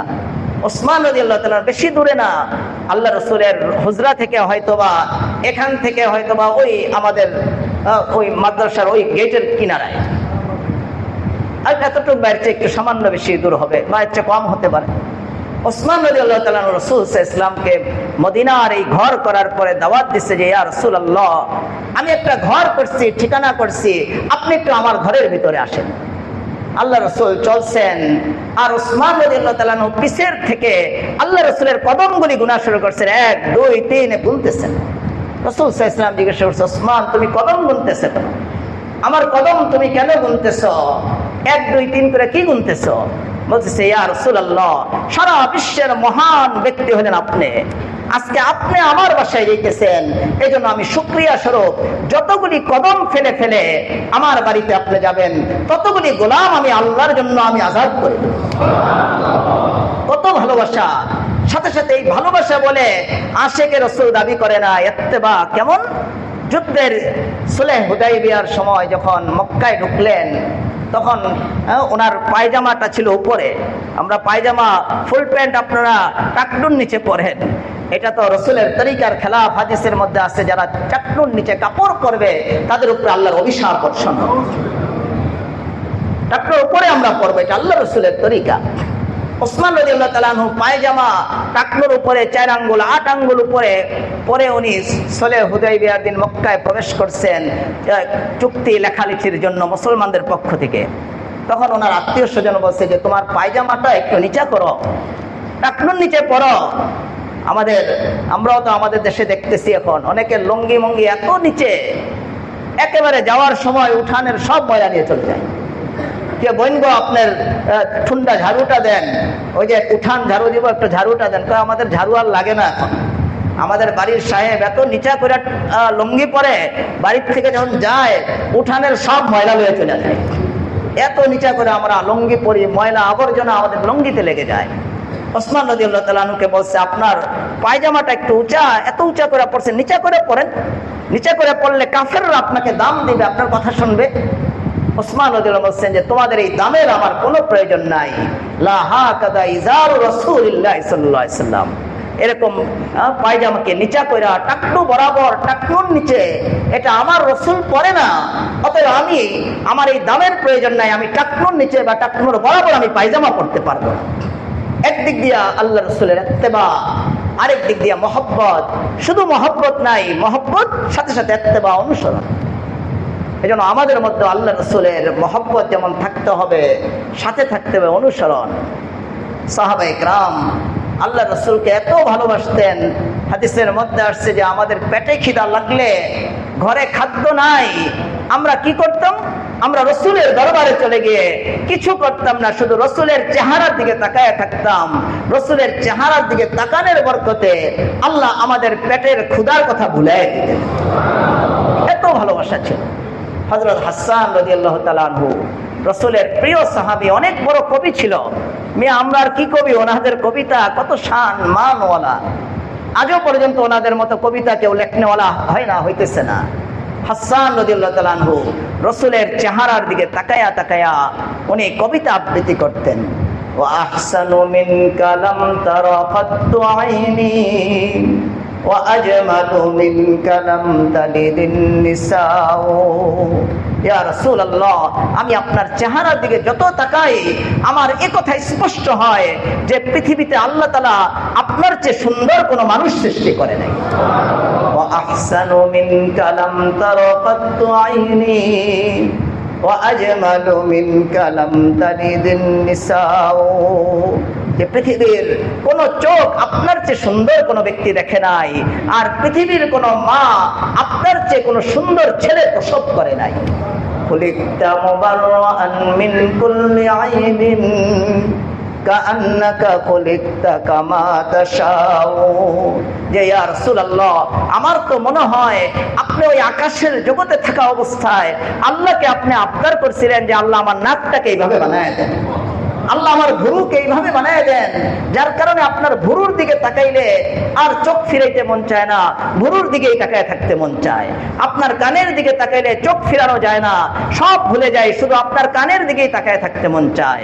আপনার ঠোঁটের দিকে তাকাইলে কিছু মনে থাকে না, খানার কথা ভুলে যায়, স্ত্রীর কথা ভুলে যায়, ছেলের কথা ভুলে যায়, আপনার ঠোঁটের দিকেই তাকায় থাকতে মনে চায়। ইয়া রাসূলুল্লাহ, আমার তো মনে হয় খুলিকতা মুবাররাআন মিন কুল্লি আইবিন কাআন্নাকা খুলিকতা কামা তাশাউ। ইয়া রাসূলুল্লাহ, আল্লাহ আপনাকে সব ত্রুটি থেকে, সব ধরনের কলঙ্ক থেকে, সব ধরনের যেগুলি অসৌন্দর্যতা এগুলি থেকে আল্লাহ মুক্ত করে আল্লাহ আপনাকে সৃষ্টি করছে। আমার মনে হয় আপনি ওই আকাশের জগতে থাকা অবস্থায়, রূহের জগতে থাকা অবস্থায় আল্লাহর কাছে আপনি আরজি করছিলেন, দরখাস্ত করছিলেন আল্লাহ যেন আপনার অঙ্গগুলিকে এইভাবে বানায়। যেন এক সাহাবী অন্ধকার রাত্রিতে ওনার মনে একটু সন্দেহ লাগতো, আল্লাহ রসুলের এত সৌন্দর্যতা, কিন্তু 14 তারিখের চাঁদ বেশি সুন্দর না আল্লাহ রসুলের চেহারা বেশি সুন্দর? ওই অন্ধকার রাত্রিতে আল্লাহ রসুল একদিন দাঁড়াইছেন, চাঁদনি রাত, সে একবার ওই সাহাবী রসুলের চেহারার দিকে একবার তাকায়, চাঁদের দিকে আরেকবার তাকায়, আবার চেহারা দিকে তাকায়, আবার চাঁদের দিকে, 3 বার তাকায়া ওই সাহাবী বলছে, ইয়া রাসূলুল্লাহ, আজকে আমি অনেক পর্যবেক্ষণ করছি, আমার একটু দ্বিধাদ্বন্দ্ব ছিল, আপনার চেহারা বেশি সুন্দর আর 14 তারিখের চাঁদের চেহারা সুন্দর। ইয়া রাসূলুল্লাহ, আজকের এই পর্যবেক্ষণে এটা আমার অনুধাবন হয়েছে, চাঁদের চেহারার মধ্যে কলঙ্ক আছে, আপনার চেহারার মধ্যে কোনো কলঙ্ক নেই। সাহাবাদের অন্তরে এত ভালোবাসা, সাথে আবার ইত্তেবা, অনুসরণ। হযরত একজন সাহাবী বর্ণনা করেন, মুসলিম শরীফের বর্ণনা, আপনাদের কষ্ট মনে হয়ে যেতেছে, মুসলিম শরীফের বর্ণনা যে একজন সাহাবী স্বর্ণের আংটি নিয়ে আল্লাহ রাসূল সাল্লাল্লাহু আলাইহি সাল্লামের কাছে আসছে। 2090 নম্বর হাদিস মুসলিম শরীফের। আমার চোখে খুব কম পড়ছে, এবার পড়ছে, আমি খুব আশ্চর্য লাগছে। সাহাবীদের ইত্তেবা, অনুসরণ কি মাত্রায় ছিল। স্বর্ণের দামি আংটি পরে এক সাহাবী আসছে, আল্লাহ রাসূল সাল্লাল্লাহু আলাইহি সাল্লাম এই আংটি দেখা ওই সাহাবীর হাত থেকে নিজে এই আংটিটাকে উনি খুলছেন, খুলে নিক্ষেপ করে ফেলে দিয়েছেন। ফেলে দিয়ে আল্লাহ রাসূল বলেন, ফাকালা ইয়ামিদু আহাদুকুম ইলা জামরাতিন মিন নারিন ফায়াজআলুহা ফি ইয়াদিহি, যে তোমাদের এক ভাই জাহান্নামের একটা আগুনের টুকরা তার আঙ্গুলের মধ্যে লাগিয়ে আমার কাছে আসছে। স্বর্ণের আংটি তো পুরুষের জন্য পরার অনুমতি নাই, কিন্তু আল্লাহ রাসূল এটা পরে ফেলে দিয়েছেন। ফেলে দিয়া এই কথাটা বলে আল্লাহ রাসূল চলে গেছেন। চলে যাওয়ার পরে অন্য সাহাবীরা বলতেছে, আল্লাহ রাসূল তো মিয়া চলেই গেছে, এই দামি আংটিটা ফালায় দিয়ে লাভ আছে, এটা উঠায় নাও, এটা উঠাইয়া তোমার স্ত্রীকে, তোমার মাকে দিয়ে দাও, তোমার মেয়েকে দিয়ে দাও, মেয়েদের জন্য তো এটা পরা যায় আছে, বা তুমি এটা বিক্রি করে তোমার ঘরের কোনো জিনিস কিনে ফেলো। ওই সাহাবী তখন বলছে, আস্তাগফিরুল্লাহ, যে হাত দিয়ে আমার রাসূল এই আংটিটা খুলে নিক্ষেপ করছে, আমি সারা পৃথিবীও যদি আমাকে আবদার করে এই আংটিটা উঠায় নাও, আমি এই আংটি আর কোনোদিন আমি উঠাবো না। কারণ আল্লাহ রাসূল নিজের হাত দিয়ে আংটিকে ফেলে দিয়েছে। ওনাদের ইত্তেবা অনুসরণ কোন মাত্রায় ছিল।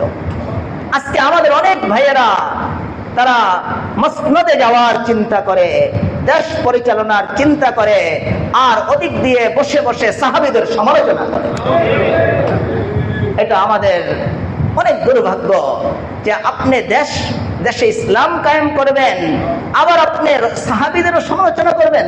আল্লাহ রাসূল বলেন, আমার সাহাবীদের ব্যাপারে আল্লাহকে ভয় করো। যে ব্যক্তি আমার সাহাবীদেরকে কষ্ট দেয়, আমার সাহাবীদের সমালোচনা করে, সে আমি নবীকে কষ্ট দিই। এজন্য আমরা আমাদের জীবনের মধ্যে ইত্তেবা নিয়ে আসবো, আমাদের জীবনের মধ্যে আমরা অনুসরণ নিয়ে আসবো। আমাদের অনেক ভাইদের মধ্যে অনেক ভালোবাসা আছে। আমার পাশে দাঁড়ায় নামাজ পড়ছে কিছুদিন আগেই, মজলিসের মধ্যে নামাজ পড়তেছে, যখন ইমাম মুয়াজ্জিন সাহেব পড়তেছে আশহাদু আন্না মুহাম্মাদার রাসূলুল্লাহ, একামতে পড়বো না আমরা গেলে আল্লাহু আকবার আল্লাহু আকবার আল্লাহু আকবার আল্লাহু আকবার, তখন আমরা কি পড়বো বলেন? আল্লাহ রাসূল বলছেন যে ইদা সামি'তুমুল মুয়াজ্জিনা ফায়াকুলু মিসলা মা ইয়াকুলু, যে মুয়াজ্জিন যে শব্দগুলি বলে আল্লাহু আকবার আল্লাহু আকবার, তুমি শোনার পরে তুমিও বলো আল্লাহু আকবার আল্লাহু আকবার। আশহাদু আল্লা ইলাহা ইল্লাল্লাহ যখন মুয়াজ্জিন বলে, আমরা কি বলবো বলেন? আশহাদু আল্লা ইলাহা ইল্লাল্লাহ, মুয়াজ্জিন বলল, আপনি কি বলবেন? মুয়াজ্জিন বলল আশহাদু আন্না মুহাম্মাদার রাসূলুল্লাহ, কি বলবেন? না এরকম, এই যে এরকম আমি আশ্চর্য হয়ে গেছি, কি আমি মনে করছি কোন জিলাপি খাইতেছি, এই কি অবস্থা। এরকম করে এইভাবে জুমা এত আওয়াজ করে। আর ওই একবার লালবাগ না কোথায় গেছি, চক বাজার, সেখানে আওয়াজ শুনতে শৈলী কেঁপে গেছে। সবাই যখন এইভাবে আওয়াজ করে চুমা দিতেছে, আল্লাহ রাসূল বলছেন যখন মুয়াজ্জিন বলে আশহাদু আন্না মুহাম্মাদুর রাসূলুল্লাহ বলে, তুমি আশহাদু আন্না মুহাম্মাদুর রাসূলুল্লাহ বলো। বলেন আপনি যখন যদি এই সময় চুমা দেন, এইবার করে চুমা দেন, তখন কি আপনার এই কথাটা পড়তে পারবেন? সময় থাকবে? এটা কি আল্লাহ রাসূলের অনুসরণ হলো? আমাদের কিছু ভাই যারা চুমা দিতেছে, আমরা বলবো না তারা রাসূলের দুশমন, আমরা বলবো আল্লাহ রাসূলকে তারা ভালোবাসে, এই জন্যই তো চুমা দিছে, আল্লাহ রাসূলের নাম শুনে। কিন্তু এটা আল্লাহ রাসূলের সুন্নতের খেলাফ, আল্লাহ রাসূলের আদর্শের খেলাফ। উলামায়ে ইকরাম হযরত জালালউদ্দিন সুয়ুতি, ইমাম জালালউদ্দিন সুয়ুতি বলেন, আল আহাদিসুল্লাতী রুবিয়াত ফি তাকবিলিল আনামিল কুল্লুহা মাওযুআতুন। এই আঙ্গুল চুমা দেওয়া আশহাদু আন্না মুহাম্মাদুর রাসূলুল্লাহ পড়ার সময় আঙ্গুল চুমা দিয়ে যে চোখে লাগায়, এই ব্যাপারে যত হাদিস আছে সব এগুলি মিথ্যুকদের বানানো মিথ্যা কথা, একটাও সত্য কথা নয়, সব মিথ্যা হাদিস, একটাও নয়। আর এটার উপরে তারা আমল করতেছে। আর আল্লাহ রাসূলের যে সুন্নত আশহাদু আন্না মুহাম্মাদুর রাসূলুল্লাহ পড়া, হাইয়া আলাস সালার সময় লা হাওলা ওয়ালা কুওয়াতা ইল্লা বিল্লাহ পড়া, এগুলি তারা ছেড়ে দিতেছে। তাহলে এটা মহব্বত আছে, কিন্তু আল্লাহ রাসূলের কথার অনুসরণ হলো না। তাহলে এই মহব্বতের কোনো দাম হবে না, কোনো মূল্য হবে না। আমাদের ভাইদেরকে আপনারা দেখবেন যে আজানের আগে এই লোকগুলি যারা আশিকে রাসূল দাবি করে, আপনাদেরকে ওহাবি বলে, আল্লাহ রাসূলের দুশমন বলে, এই লোকগুলি দেখবেন আজানের আগে দুরূদ শরীফ পড়ে না, শুনেননি নাকি? হ্যাঁ, আসসালাতু আসসালামু আলাইকা ইয়া রাসূলুল্লাহ, এরকম কি জানি পড়ে না? আজানের পরে পড়ে না, আগে পড়ে তারা, বলেন? অথচ আল্লাহ রাসূল এই হাদিসের মধ্যে, মুসলিম শরীফের হাদিস, আল্লাহ রাসূল বলেন, ইদা সামি'তুমুল মুয়াজ্জিনা ফায়াকুলু মিসলা মা ইয়াকুলু সুম্মা সাল্লু আলাইয়া। মুয়াজ্জিন যখন আজান দিয়ে শেষ করবে, আজানের শব্দগুলি তো তোমরা উচ্চারণ করবে, শেষ যখন করবে তখন আজানের শেষে তোমরা দুরূদ শরীফ পড়ো। বলেন আল্লাহ রাসূল আজানের আগে দুরূদ শরীফ পড়তে বলছে না পরে পড়তে বলছে? এখন কেউ যদি আল্লাহ রাসূলের ভালোবাসায় আগে পড়ে, সেটা আল্লাহ রাসূলের কথা মানলো না অমান্য করলো? বলেন, অমান্য করে কি আশিকে রাসূল হওয়া যায়? বলেন, না ভয় পেতেছেন? অমান্য করে কি আশিকে রাসূল হওয়া যায়? আল্লাহ রাসূল বলেন আযানের পরে দুরূদ শরীফ পড়ো, এরপরে তুমি আল্লাহুম্মা রাব্বা হাযিহি দাওয়াতিত তাম্মা এই দোয়াটা পড়ো। লাভ কি হবে তোমার জন্য? তুমি যদি এই আমলটা করো, আগে দুরূদ শরীফ পড়ো, তারপরে তুমি আল্লাহুম্মা রাব্বা হাযিহি দাওয়াতিত তাম্মা এই উসিলার দোয়াটা তোমরা যদি পড়ো, তাহলে আমার শাফাত তোমার উপরে ওয়াজিব হয়ে যাবে। তাহলে আমাদের হাদিসে আমরা পাই দুরূদ শরীফ পড়তে হবে আযানের পরে। আযানের পরে যদি আমরা দুরূদ শরীফ পড়ি, 1 নাম্বার উপকার হবে, আমাদের উপরে আল্লাহ তাআলার পক্ষ থেকে 10টা রহমত বর্ষণ হবে। আর যদি সাথে আবার আল্লাহুম্মা রাব্বা হাযিহি দাওয়াতিত তাম্মা এই দোয়াটা যদি আমরা পড়ি, আমাদের জন্য আল্লাহ রাসূলের শাফাত ওয়াজিব হয়ে যাবে। কে কে আল্লাহ রাসূলের শাফাত চাই আমরা দেখাই? তাহলে আমাদের ওই ভাইদেরকে বুঝাইতে হবে না? বুঝাবো তো নাকি? না, এদেরকে কি আমরা লাঠি লয়ে দৌড়াবো? লাঠি লয়ে দৌড়ালে কিন্তু হবে না। আলহামদুলিল্লাহ আমার ওই ভাই এখানে দাঁড়ায়া এই যে এইভাবে চুমা দিচ্ছে, কয়েকটা মাহফিলে আসার পরে আলহামদুলিল্লাহ উনি আমার পাশে দাঁড়াই নামাজ পড়ে, কিন্তু এখন আর এইভাবে চুমা দেয় না। ওনার বুঝে আসছে বিষয়। আমরা এইভাবে আমরা আমাদের ভাইদেরকে বুঝে, তারা মহব্বতের নামে রসুলের খেলাফ, সুন্নতের খেলাফ কাজ করতেছে, রসুলের সুন্নতকে ছেড়ে দিতেছে। রাসূল সাল্লাল্লাহু আলাইহি ওয়াসাল্লামের সুন্নাত ছেড়ে দিয়ে আল্লাহর মাহবুব বান্দা হওয়া যায় না। আল্লাহ কোরআনে কারীমের মধ্যে বলেন, কুল ইন কুনতুম তুহিব্বুনাল্লাহ ফাত্তাবিউনি ইউহিব্বুকুমুল্লাহ ওয়া ইয়াগফির লাকুম যুনুবাকুম আল্লাহু গফুরুর রহিম।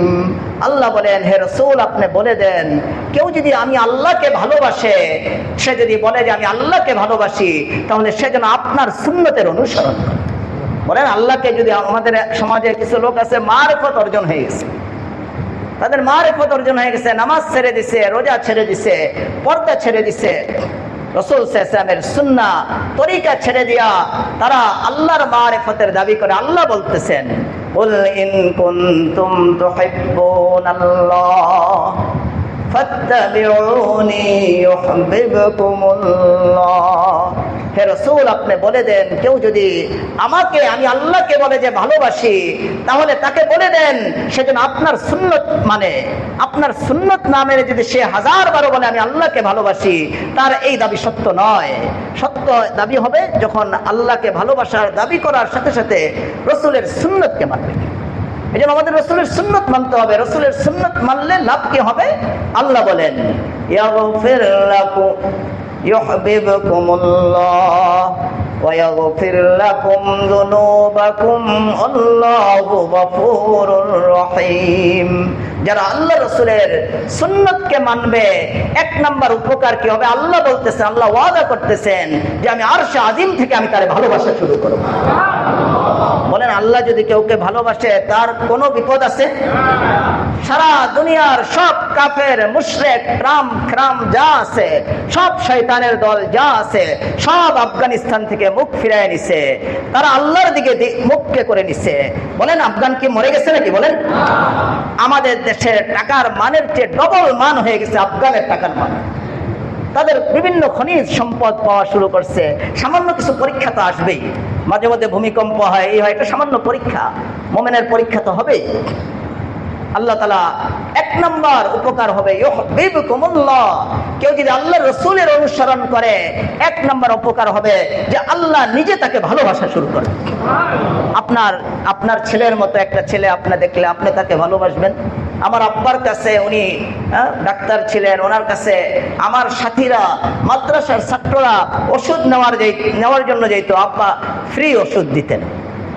আমার আব্বাকে জিজ্ঞাসা করলে উনি বলতেন, আমার ছেলের মতো দেখা যায়, তার থেকে আমি কিভাবে টাকা নিই? নিজের ছেলের মতো দেখা গেলে তাকে মানুষ আদর করা শুরু করে। আমি একটা ঘটনা প্রায় আল্লাহ আমার জানাইছি, ভালো করে বুঝাইছে, বোঝানোর জন্য এটাই করছে। আমার ছেলে এখন বড় হয়ে গেছে, উনি যখন ছোট ছিল, সে 2 বছর 2.5 বছর, আমার আম্মা তখন মাদব্বী, এখন তো আলহামদুলিল্লাহ আমার কাছে আল্লাহ রাখছেন। আমি ছেলে কোলে কইরা আম্মাকে দেখানোর জন্য নিয়ে দিতেছিলাম। যাওয়ার সময় এক মহিলা, ও আমার দেখে আর কোনো সিট পাই নাই, মায়া লাগছে, কয় ছেলেটা আমার কাছে দিয়ে দেন। আরো 13-14 বছর আগের কথা। আমিও কি করব, দাঁড়াইতে পারতেছি না, মহিলার কোলে দিয়ে দিচ্ছি। মহিলা এই বাচ্চাকে কোলে নিয়ে এই আমার ছেলের দিকে, ছোট ছেলে তো 2 বছর 2.5 বছর, তার চেহারা দিকে তাকায় বলছে একেবারে আমার ছেলের মতোই, একেবারে আমার ছেলের মতো করে চুমা দিতেছে। আমার তো ভিতর দিয়ে ভয় লাগতেছে। এখন তো কইতেছে আমার ছেলের মতো। এই মহিলা যদি এটা বলে ফেলে এটা আমারই ছেলে, বিপদ হবে কিনা? বলে তো আমি টিকবই না, আমি 1000 বারও বললে আমার থাপড়ায় থাপড়ায় মানুষ পাঠাই দিব, বেটা মৌলভী সাহেব টুপি দাঁড়িয়ে রেখে মিথ্যা কথা বলতেছস, ছেলেও হারামো মিথ্যাবাদীও হমো। খালি তাকাইতেছি কোনো সিট খালি হয় কিনা। অনেক কষ্টে একটা সিট দেখছি খালি হয়েছে, বাচ্চারা টান দিয়া নিয়ে দৌড় দিয়া ওই সিটে গিয়ে বসে কোনো রকম আলহামদুলিল্লাহ বলছে, আল্লাহ বাঁচিয়েছে। এই মহিলাটা আমার ছেলেটাকে তার ছেলের মতো মনে হয়েছে, এই জন্য দেখা বারবার বলতেছে আমার ছেলের মতো, আমার আদর করতেছে, চুমা দিতেছে। ঠিক এরকম যদি কারো আকৃতি প্রকৃতি, তার চুল, তার দাড়ি, তার চেহারা, তার কাপড়, তার ব্যবসা, তার বাণিজ্য, তার রাষ্ট্র পরিচালনা যদি আল্লাহ রসুলের সাথে মিলে যায়, ওই লোকটাকে আল্লাহ তাআলা ভালোবাসতে থাকে। এই জন্য আমরা আল্লাহ রসুলের সুন্নত মানব। আল্লাহ রসুলের সুন্নত ছাড়া জান্নাতের উপযুক্ত মানুষ হবে না। আল্লাহ কোরআনে বলছে জান্নাতে উপযুক্ত কারা হবে? আল্লাহ বলেন ওমাইয়ুতিল্লাহ ওয়ার রাসূলা ফাউলাইকা মাআল্লাযীনা আনা'মাল্লাহু আলাইহিম মিনান নাবিয়্যিন ওয়াস-সিদ্দীকিন ওয়াশ-শুহাদা'i ওয়াস-সালিহিন। আল্লাহ বলতেছেন যারা আমাকে মানবে, আমার রসুলের তরিকাকে মানবে, তাদের হাসর আমি নবীদের সাথে করি। এই জন্য আমরা রসুলের সুন্নাহ মানবো। রসুলের হাদিসেও আল্লাহ রসুল বলেন ক্বালা রাসূলুল্লাহি সাল্লাল্লাহু আলাইহি ওয়াসাল্লাম কুল্লু উম্মতি ইয়াদখুলুনাল জান্নাতা ইল্লা মান আবা। قيل من أبى يا رسول الله قال من أطاعني دخل الجنة ومن عصاني فقد أبى أو كما قال عليه الصلاة والسلام। আল্লাহ রাসূল বলেন আমার সব উম্মত জান্নাতে যাবে, কিন্তু যারা অস্বীকার করছে তারা জান্নাতে যাবে। قيل من أبى يا رسول الله, হে আল্লাহ রসুল আপনার উম্মত হওয়ার পরে আবার আপনাকে কিভাবে অস্বীকার করে? আল্লাহ রসুল বলেন ক্বালা মান আতানি দাখালাল জান্নাহ ওয়া মান আসানি ফাকাদ আবা। আল্লাহ রসুল বলেন যে আমার উপরে, আল্লাহর উপরে ঈমান আনার পরে আমাকে রসুল মানার উপর আমার সুন্নতকে যারা অনুসরণ করে সে আমাকে মানলো, সে আমার সাথে জান্নাতে থাকবে। ওমান আসানি ফাকাদ আবা, আমার উম্মত হওয়ার পরে যে আমার সুন্নতকে মানলো না, আমার সুন্নত অনুযায়ী সে জীবন যাপন করলো না, শুধু কিন্তু সুন্নত এই পাগড়ি না, এই পাগড়ি শুধু সুন্নত না, এই পাঞ্জাবি শুধু সুন্নত না, রাষ্ট্র পরিচালনার মধ্যেও কিন্তু সুন্নত আছে। কেউ যদি রাষ্ট্র পরিচালনা সুন্নত তরিকায় না করে সেও যেন রাসূলকে অস্বীকার করলো। যে সমাজ পরিচালনা করতেছে সুন্নত তরিকা সে অবলম্বন করলো না। আজকে সমাজের মধ্যে আমাদের কতগুলি ডক্টর একসাথে বসে, আমি কারো সমালোচনা করার উদ্দেশ্য না, সারা বিশ্বের সবচেয়ে বড় শিক্ষিত ডক্টর আমাদের দেশ পরিচালনা করতেছে, কিন্তু দেশে কোনো রহমত আসে নাই। আগের লাউ কদুই রয়ে গেছে, যেই লাউ সেই কদু, কোনো নাই লাভ, কিছুই হয় নাই। আরো কিছু যানজট বাড়ছে। আগের জালেম অত্যাচারী বিদায় হয়েছে, জালেম অত্যাচারী বিদায় তো এদের দ্বারা হয় নাই, জালেম অত্যাচারী তো বিদায় হয়েছে আমাদের কিছু অল্প বয়সের যুবক ভাইদের জেহাদের দ্বারা। অল্প বয়সের ভাইদের জেহাদের দ্বারা জালেম অত্যাচারী আল্লাহ তাআলা তাদেরকে দূর করছেন। এত বড় বড় ডক্টর বসে আছে, কিন্তু আমাদের সমাজে কোনো শান্তি আসে নাই, আমাদের অভাব দূর হয় নাই, আমাদের জিনিসপত্রের দাম কমে নাই। হয়তোবা জালেমটা শুধু দূর হয়েছে, এইটাই কারণ। এখানে আমাদের ঠিক আছে, ওনারা ডক্টর সব ঠিক আছে, শিক্ষা দীক্ষা আছে, ওনাদের মধ্যে আল্লাহ রসুলের সুন্নাহ নাই, আল্লাহর বিধান নাই। ইমানও কারো আছে কিনা আমার সন্দেহ লাগে, কারো ইমান আছে কিনা এটাও সন্দেহ লাগে। তাদের চলনে বলনে কথাবার্তায় মনে হয় অনেকের ইমানও নাই, কিন্তু যদি এটা প্রকাশ করে জুতার বাড়ি খেয়ে আবার আমেরিকা যেতে হবে, এই জন্য প্রকাশ করে না আর কি, সময় পাইলে এটাও প্রকাশ করবে। যেন আমরা আজকে আমাদের জীবনে কোনো শান্তি আসতেছে না, কেন? কোনো প্রশান্তি, কোনো উন্নতি আমরা পাইতেছি না, আমরা রসুলের সুন্নাহ থেকে দূরে। যারা রসুলের সুন্নাত থেকে দূরে, রাষ্ট্র পরিচালনা আমাদের রসুলের সুন্নাত আছে, সমাজ পরিচালনার মধ্যে রসুলের সুন্নত আছে, পীর মুরিদের মধ্যে রসুলের সুন্নত আছে না? কি বলবো না? পীর মুরিদ আমরা হইলেই চলবো? এখন তো বিভিন্ন আইটেমের পীর, না রাগ করবেন আবার বললে? এক রঙের জুতা, এক রঙের মোজা, এক রঙের পায়জামা, এক রঙের পাঞ্জাবি, এক রঙের পাগড়ি, এক রঙের ব্যাগ পইরা, আবার পীরের মতোই মোষের কাটিং কইরা যাইবে ওমরার মধ্যে দল বাইন্দা। রাগ হয়ে গেলেন নাকি বলেন? আমাদের কোন আকাবেরদের এই ধরনের কোন তরিকা ছিল না। এটা বর্তমানেও যারা আকাবের তারাও নাই, কিছু নতুন কিছু পীরদের মধ্যে দেখা যায়। আমি 12 বছর আগে এখানে একজন পীরের কথা বলছি যে সে ভণ্ড, তার কুফরি আকীদা এক সময় জাতি দেখবে। 12 বছর আগে বলছিলাম, তার মুরিদরা আমাকে অনেকে হুমকি ধামকি দিছে। আজকে 12 বছর পরে সাতক্ষীরায় সে আস্তানাগার ছিল। ওই পলাশের যারা ভাইয়েরা আছে, আমাদের পলাশের ভাই আছে না, কিছু হাত উঠান তো একটু। এই যে একজন হাত উঠায় না, ডরে, মনে হয় ডরাইতেছে। অনেক ভাই আছে পলাশের, অনেক ভাই, না হলে 50-60 জন 100 জন। আপনারা রাগ করবেন কোনো? এই ভণ্ড কিন্তু পলাশের না, সে পলাশে ছিল। পলাশ থেকে সে সাতক্ষীরায় গিয়ে সে আস্তানাগার ছিল। তার চূড়ান্ত পর্যায়ের খারাপ কুফরি আকীদা আমাদের পুরা বাংলার জমিনের সমস্ত ওলামাদের মুরব্বী হযরত আল্লামা মাওলানা আব্দুল মালিক শাহ হুজুর, খতিব শাহ হুজুর, উনি তাকে জিন্দিক ফতোয়া দিয়া তাকে সাতক্ষীরা থেকে বিতাড়িত করছে। সাতক্ষীরা থেকে সে 15 দিন জেল খেটে তারপরে সে এসে আবার পলাশের মধ্যে আস্তানাগার করতেছে। বলেন আমাদের কি উচিত হবে নরসিংদীতে এরকম একজন জিন্দিক, যাকে ওলামায়ে কেরাম জিন্দিক ফতোয়া দিছে, তাকে স্থান দেওয়া কি আমাদের উচিত হবে কিনা বলেন? আমাদের তো উচিত হবে শরীরের রক্ত দিয়ে হইলো এরকম জিন্দিক যে অনেক ওলামাদের ঈমান পর্যন্ত নষ্ট করে দিয়েছে। ঢাকার একজন বড় আলেম, আমার উস্তাদ, ওনার ছেলে, তার কাছে যাওয়ার পরে তার ঈমান পর্যন্ত নষ্ট হয়ে গেছে। একজন আলেম, মালিবাগ মাদ্রাসার শাইখুল আদিব, ওনার ছেলের ঈমান পর্যন্ত নষ্ট হয়ে গেছে। আল্লাহ ফিরে আনছে।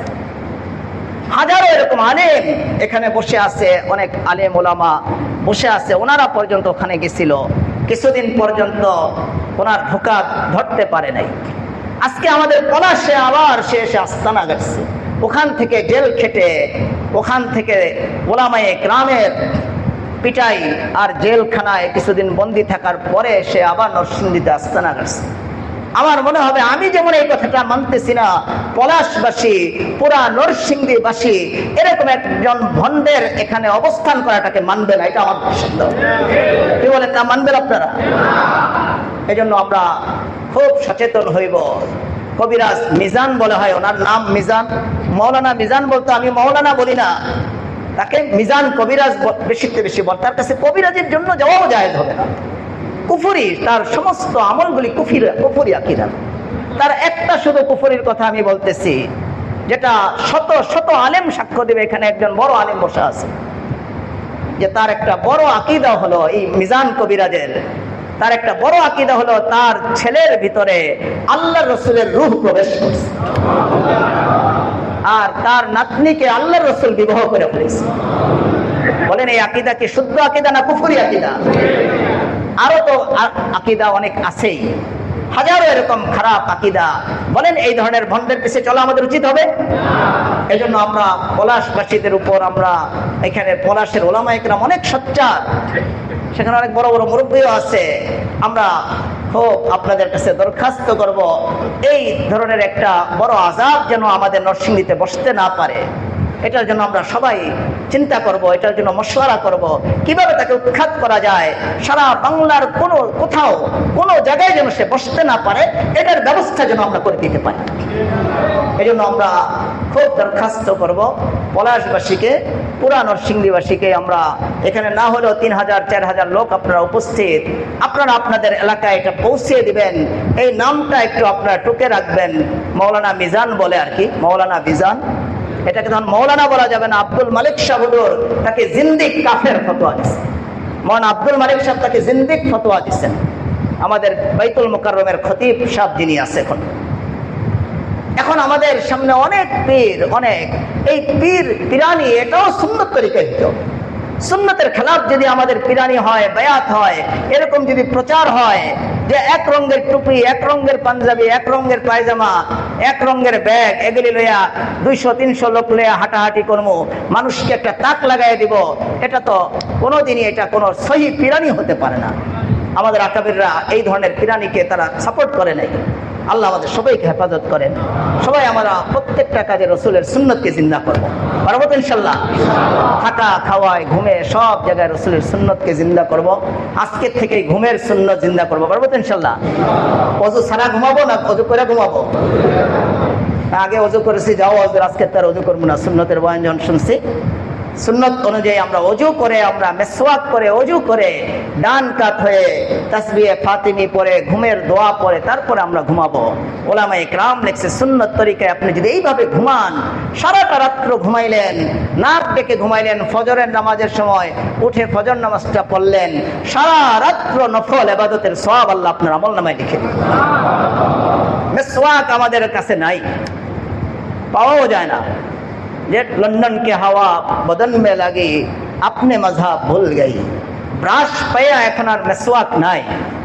মেসওয়াক আমরা ভুলে গেছি। আল্লাহ রসুল বলছেন যারা মেসওয়াক ব্যবহার করবে একটা বড় উপকার হলো তার মৃত্যুর সময় তার জবান দিয়ে কালিমা জারি হয়ে যাবে।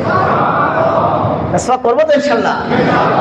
আমাদের বিবাহ শাদীগুলি সুন্নত তরিকায় করব। এটা রসুলের এই সিরাত মাহফিল থেকে আমরা খুব আজম করে নেই।